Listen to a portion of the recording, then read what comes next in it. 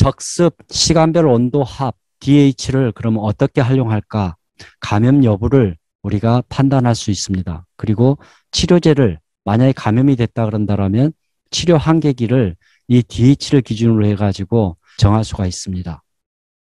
먼저 감염 여부 판단을 어떻게 할까요? 보통 우리가 문헌상에서 보면 곰팡이균 같은 경우는 빠르면 6시간도 감염이 되지만 보통 9시간에서 11시간 정도 비가 오거나 상대 습도가 95% 이상 됐을 경우에 적습 조건으로 환산해 가지고 적습 시간이 이 정도 9시간에서 11시간 정도 유지가 되고 그 무렵에 비가 계속 오든지 물방울이 안 마른 상태가 된다 그러면 우리가 감염이 됐다라고 판단하고 있습니다.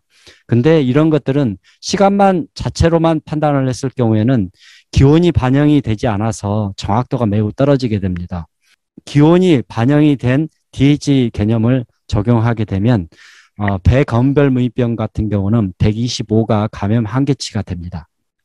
그러면 치료 한계 판단을 어떻게 할까요? 우리가 보통 비가 오는 시점부터 시작을 해서 이틀 내지는 4일 이내에 치료 효과가 있다라고 우리가 보통 텍스트북이라든가 문헌상에서 확인이 되고 있습니다. 근데 이런 부분 같은 경우도 사실은 이틀에서 4일이라는 것 자체도 굉장히 모호한 개념이기 때문에 이 부분에 있어가지고 기온을 반영을 해서 정확도를 높이는 그 DH 개념을 활용하게 되면 배검별무인병 같은 경우는 320에서 1000 수준이 이 정도의 DH 값을 가지게 되면 치료 한계치가 됩니다. 가깝게는 500 정도가 소극적으로 굉장히 좀 치료 효과는 떨어지지만 500까지 할 수 있는 약제가 바로 우리가 말하는 톱신과 벤레이트 이 두 가지 약제가 되겠습니다.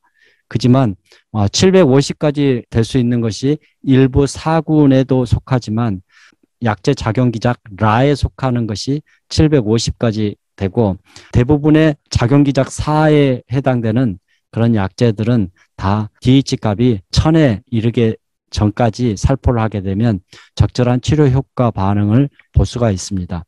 그러면 효율적인 방제를 위해서 어떻게 하는 것이 좋을까요? 특히 이제 적습 온도 합을 이용을 해서 먼저 감염이 있을 경우에만 방제를 한다라는 개념을 생각을 하게 됩니다.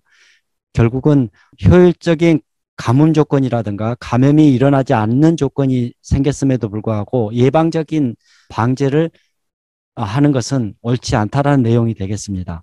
그리고 추가 감염이 되었을 경우에는 치료 한계기 이내에서 방제를 하는 것을 바로 이 DH를 활용해서 할 수가 있습니다.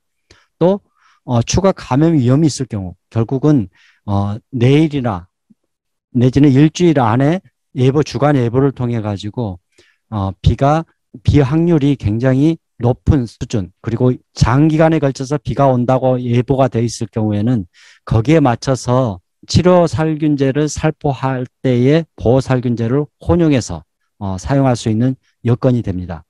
그리고 무엇보다도 이제 약제 선택을 함에 있어서 약제 저항성이 발현하지 않도록 우리가 꼼꼼하게 신경 쓰는 것들이 매우 중요하게 됩니다. 그러면 우리가 지금 방제 체계에 있어서 어떤 것을 가지고 있는지 한번 살펴보겠습니다.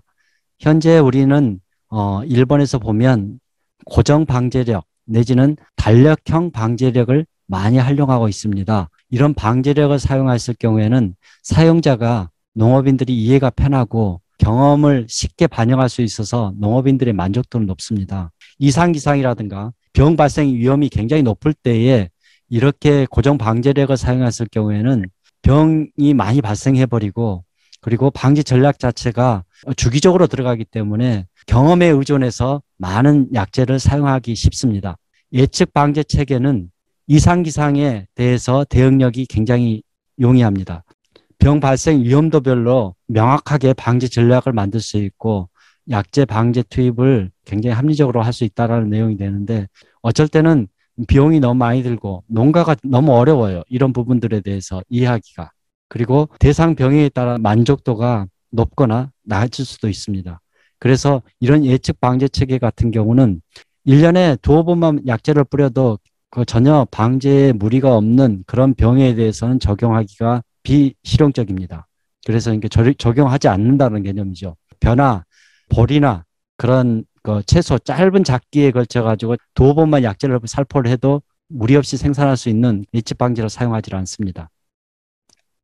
미리 설명한 것처럼 단력형 방제액이라는 것은 기본적으로 몇월 며칠 날 내지는 작년에 내가 뿌렸던 약재를 그대로 이렇게 사용하는 일정 시간 10일 간격, 일주일 간격으로 살충제, 살균제 조합을 만들어서 이렇게 그대로 이렇게 살포하는 그런 개념인데요.